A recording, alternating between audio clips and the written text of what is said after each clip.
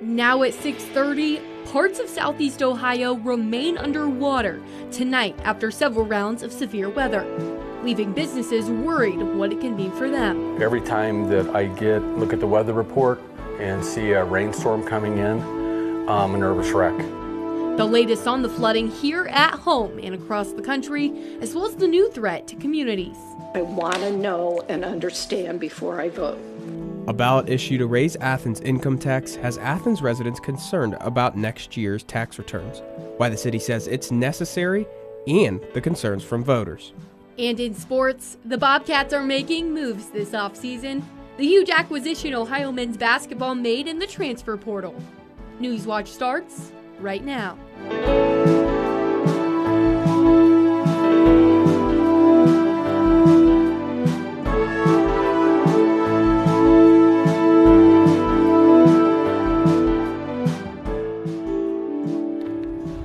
This is a live look at the Hocking River here in Athens, where water levels are predicted to start going down after a few days of flooding. Thanks for joining us. I'm Morgan Anderson. And I'm Joshua Herner. The water may be going down, but our team of forecasters warn a new system could freeze any cleanup efforts.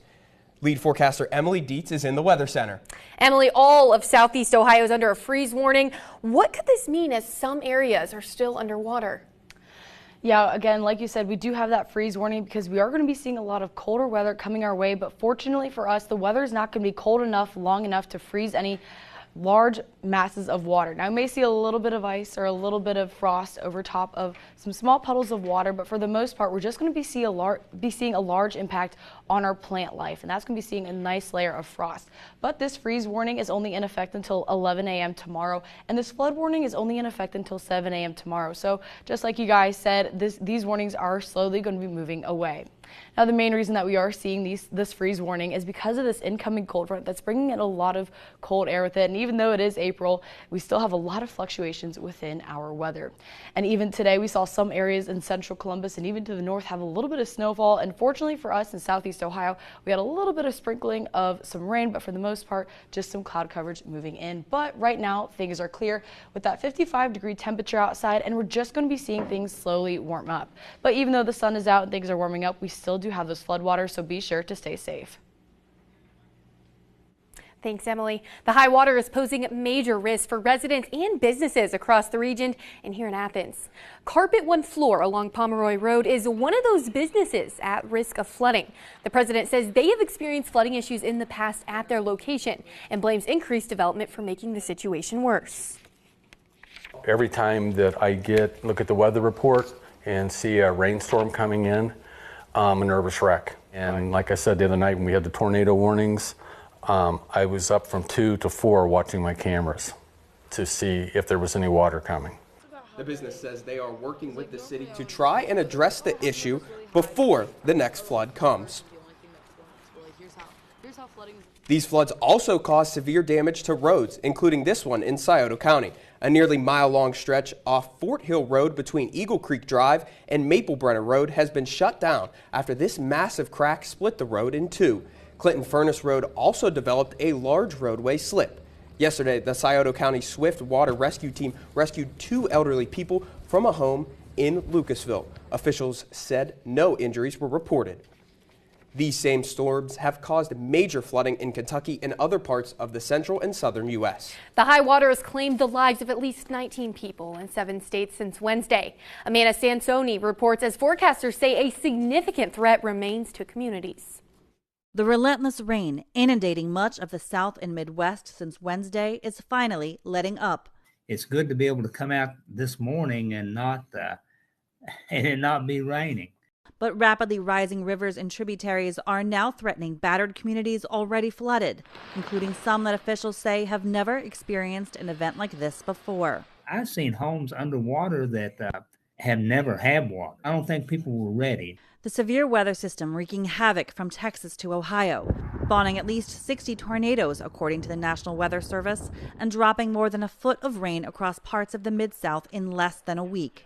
On Saturday alone, over a dozen daily rainfall records were set in Tennessee and Arkansas. We're just getting a lot of water right now. The furious flooding prompting water rescues in Ohio And in hard-hit Kentucky, where Governor Andy Beshear warns of more danger ahead. We're still not out of the woods. It's going to take days for the river flooding to recede.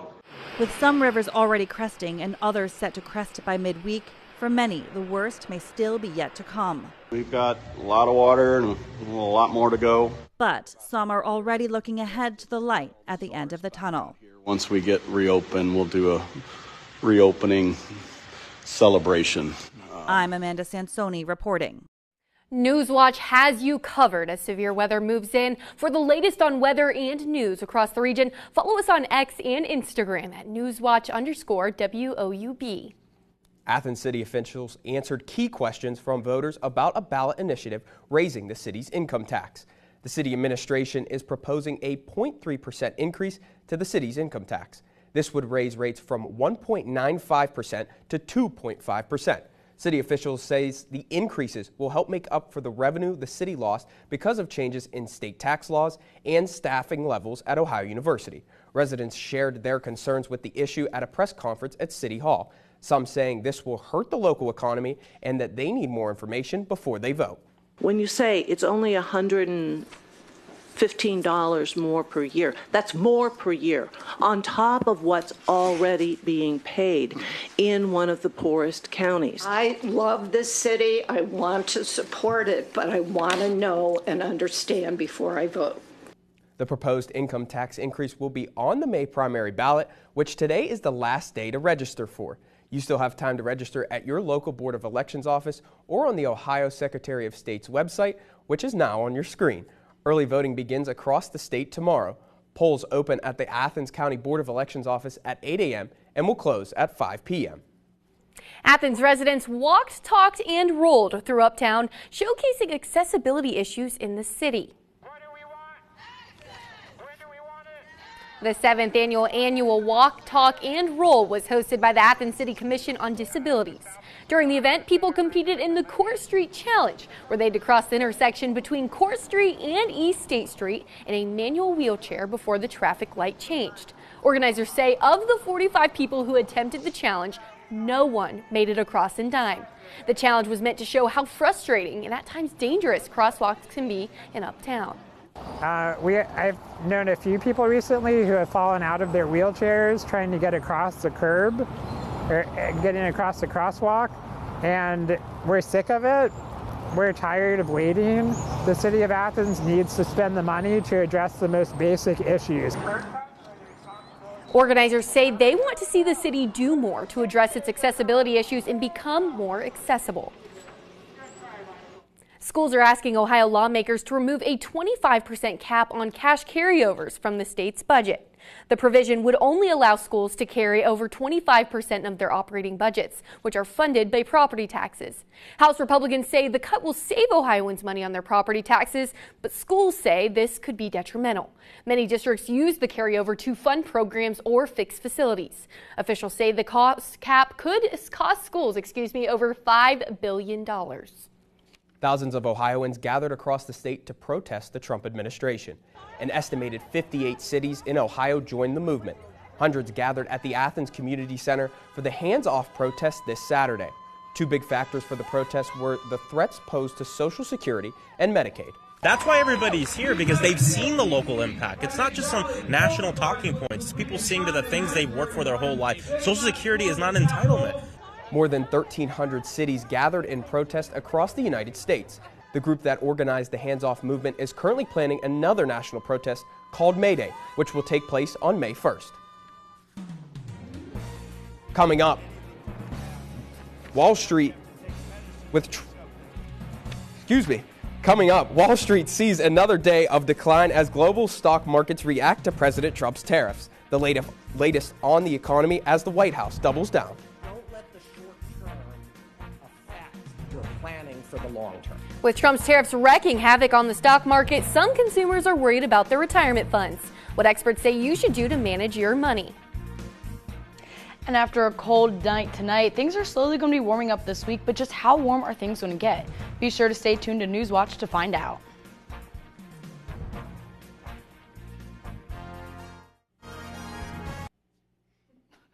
Next Next time on Antiques Roadshow, which family heirlooms have more than sentimental value? I brought my mom's wasp jacket. She loved to fly, and she got to fly for her country. My wife said it's a museum piece and we just need to keep it. Are you kidding? Holy smokes! Wow. Don't miss Antiques Roadshow from Denver Botanic Gardens, Chatfield Farms. Tonight at 8 on WOUB. The Ohio Art Corridor is a destination experience. We would like this to be the largest outdoor art gallery in the world.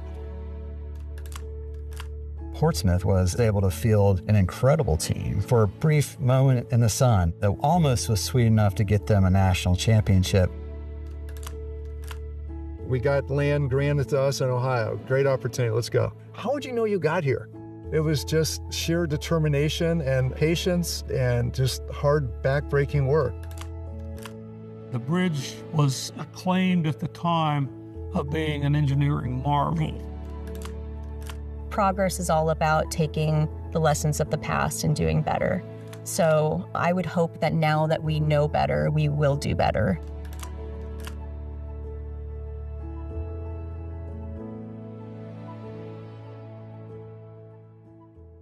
WOUB is recognizing members of our Cornerstone Society.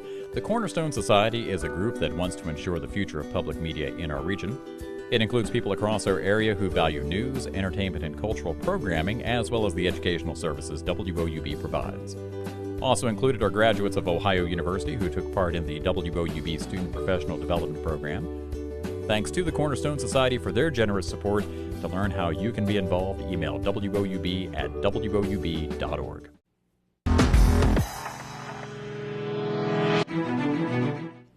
Good evening. After seeing clouds and rains this whole past week, it's really nice to see clear skies finally on our forecast.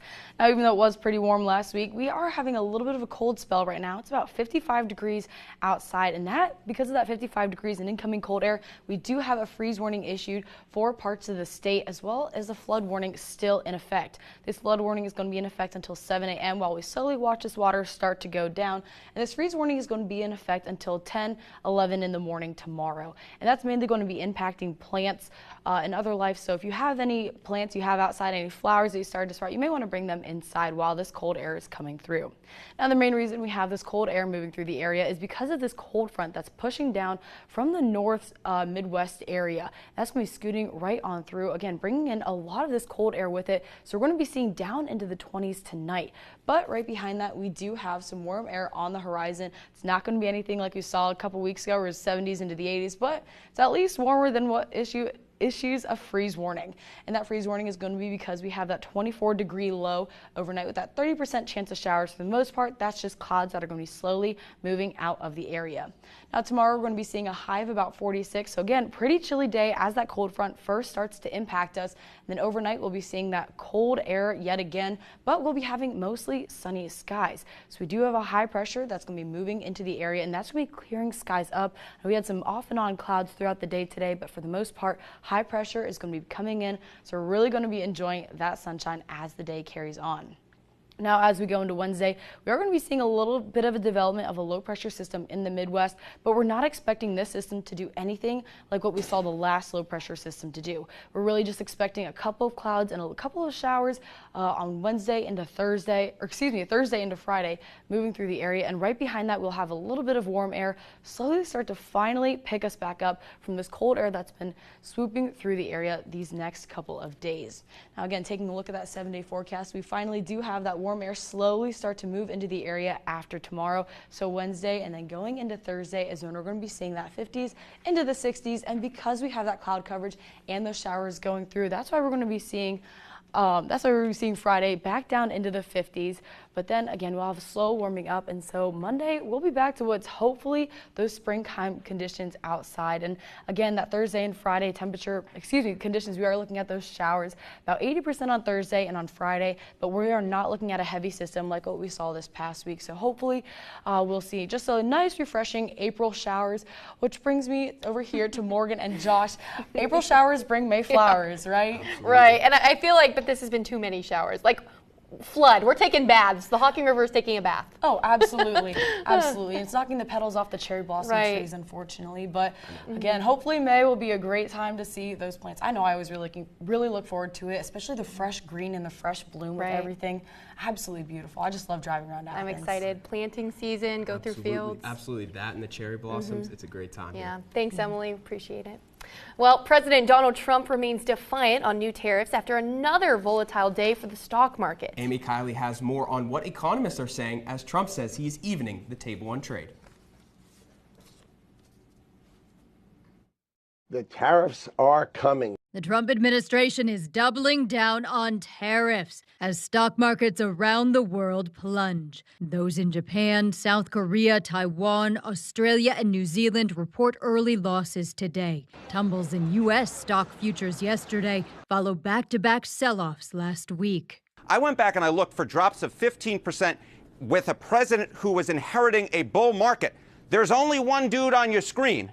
It's Donald John Trump. Here's the president responding last night when asked about the market volatility. I don't want anything to go down, but sometimes you have to take medicine to fix something. A universal 10% tariff on all imports is now in effect after starting on Saturday. This Wednesday, additional duties on products from dozens of countries are set to begin. There is no postponing. They are definitely going to stay in place for days and weeks. President Donald Trump says he only wants to make deals with countries that close trade deficits with the U.S. He insists tariffs will be good for Americans in the end and predicts a resurgence of U.S. manufacturing. Experts agree the duties might help certain domestic producers, but most mainstream economists say they will also lead to higher prices. Basically, at this point, you average all these different companies together who put forecasts out on the chance of a recession. It's about 50-50. I'm Amy Kiley reporting. Goldman Sachs says the odds of a recession are much more likely in the wake of President Trump's tariffs. In a report to clients, economists at Goldman Sachs raised their 12-month recession probability from 35% to 45%. It also slashed its yearly GDP forecast to 0.5%. The investment bank said foreign consumer boycotts and continued uncertainty from Trump's trade war are impacting spending, even more than they had previously assumed. Goldman echoes other economists in saying the downturn will worsen if Trump's tariff threats are actually carried out. Right now, fear growing on Wall Street as global markets sink, and U.S. stocks opening lower today due to concerns about how the Trump administration's tariffs could affect the global economy. Maribel Gonzalez spoke to financial experts about what this means for your wallet and how to protect your money in an uncertain economy. U.S. stocks tumbled for the third straight day, and fears of a recession are now front and center. We'll have to wait to see how these tariffs pan out. But for now, experts say there are ways that you can ride this volatility. Whiplash on Wall Street. On Monday, U.S. stocks opened in bear market territory. That means nearing a 20% decline from a recent market peak as a global trade war causes financial fears. This is a shock that markets haven't really dealt with before. But what does this mean for you? Financial experts say, don't panic. This is not the time to be selling and running for the hills. If you're not in, this is a good time to get in. But having cash on hand outside the markets is necessary. My recommendation is about 40% in cash and bonds, cash in positions like money markets or high yield savings where you're getting interest on it. Experts say if you're near retirement age, working one additional year is one way to meet your long-term retirement needs. Don't let the short term affect your planning for the long term. And for people that are just retiring, retirement is a long-term plan. Cutting back on spending and diversifying your investments may help too. You don't want to have to sell stocks at depressed prices. That will burn through your nest egg at a much faster rate. And if you're not already doing so, invest. Often the best days in the market follow some of the worst. Most of all, experts say stay the course because historically, the market recovers. You've got to be in it to win it, even in the face of volatility. Today, the U.S. stocks briefly turned positive on rumors of a 90-day pause on tariffs. However, these went back to red when the White House said those were not true. Reporting in Los Angeles, I'm Maribel Gonzalez. Next up in sports, Ohio men's basketball adds a big name out of the transfer portal to their roster. Find out more after the break.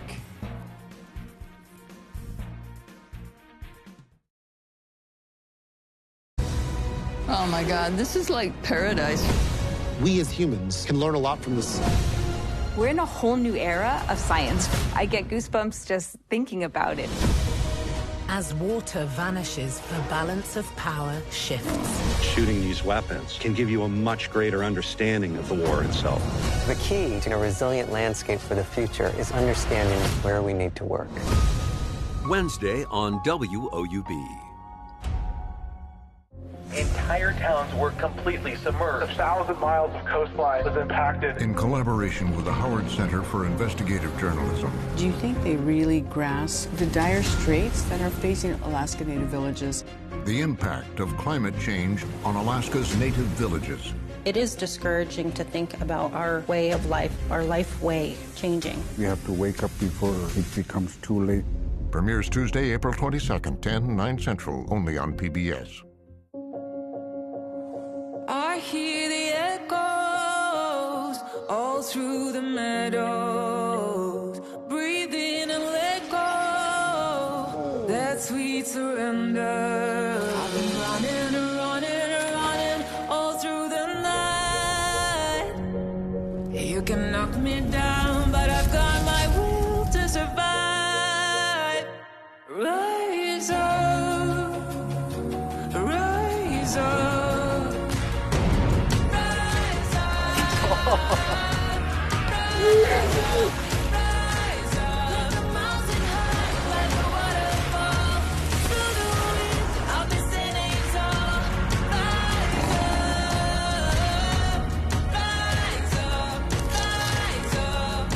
Together, we can make real change happen.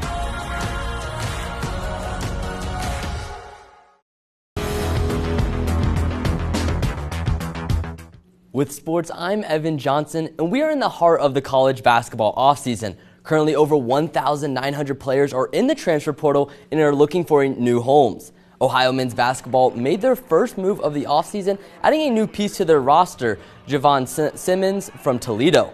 The redshirt junior announced today on social media he is committed to Ohio. Simmons started in every game for the Rockets last season. He was also one of their leading scorers, averaging 12.5 points per game, which helped him earn All-MAC honorable mention. But what Simmons does best is he rebounds. The forward stands in at 6 feet 7 inches, which helped him finish 5th in the conference with 6.8 boards a game. He fills a void in the Bobcats lineup with the departures of seniors A.J. Clayton and Vic Searles.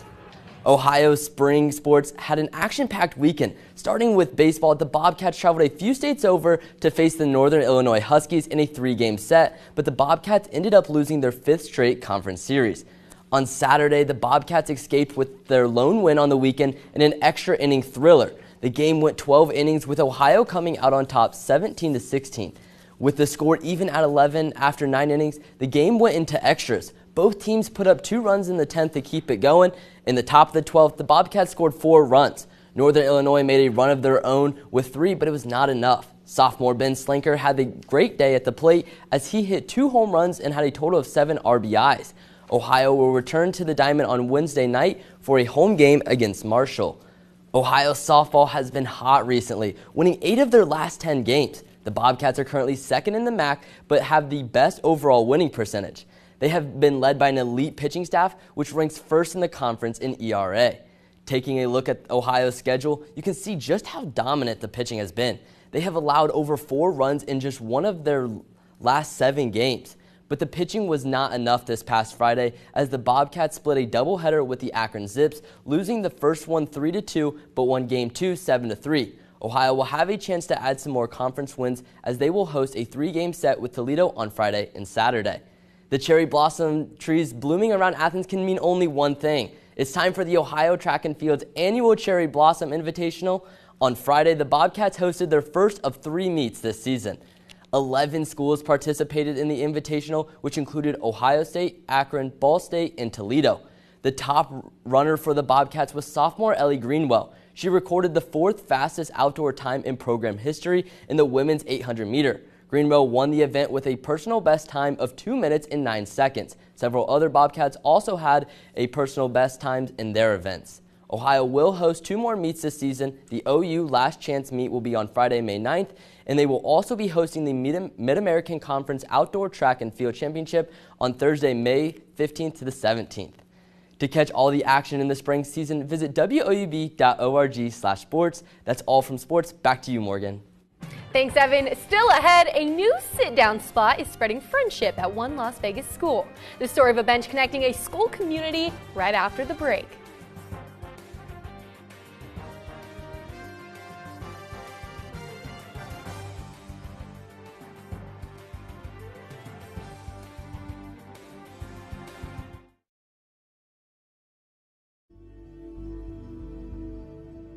Peter is deaf and blind. His sister Christine has always helped care for him. But as their parents age, she weighs the choice of becoming his sole caretaker. There's no ting man tænker på. Det handler ikke kun om ham. Det handler også om dig.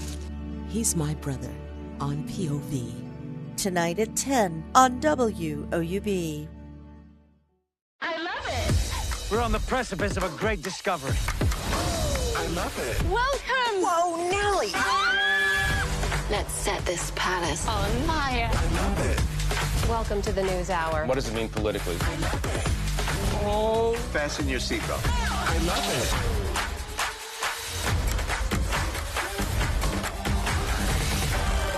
I love it. Delighted to hear it. You make a good team. Don't we all need a little fun? What do you suggest? All will be revealed. Now, if you'll allow me to begin. Do what you must. The life we've chosen is about love. That will require some difficult decisions. I gave the king what he asked for. Yes, I wonder, will he ever forgive you for it? Some close to you do not wish you well. I have to be a queen with real power. Sunday on WOUB. For more than 70 years, WOUB Public Media has been the place where people in our region turn to learn how stories of the past ignite the imagination of the future. It's where information, entertainment, and education work together to inform, enlighten, and inspire generations. It's the place where the community gathers to hear and see our world in new and innovative ways. WOUB, the public media you trust that's worthy of your support.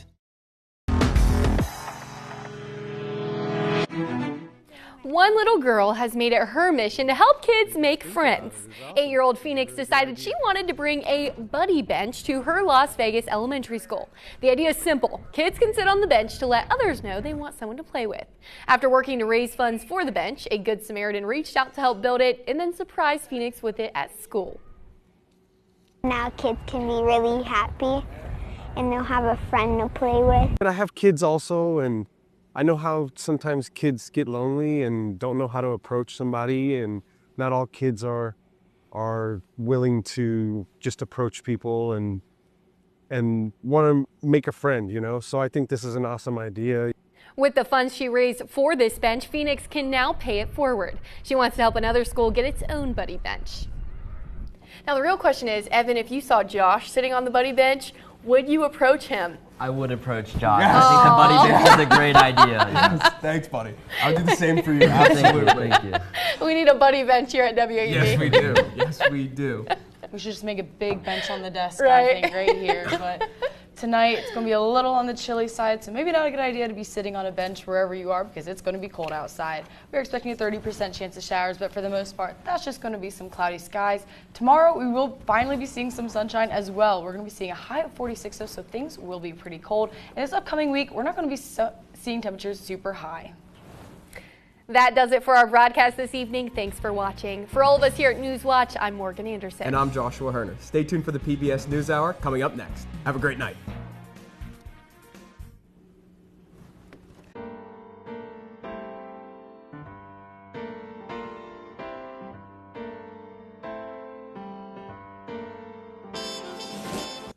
Support comes from Goldsberry Wealth Strategies in Athens and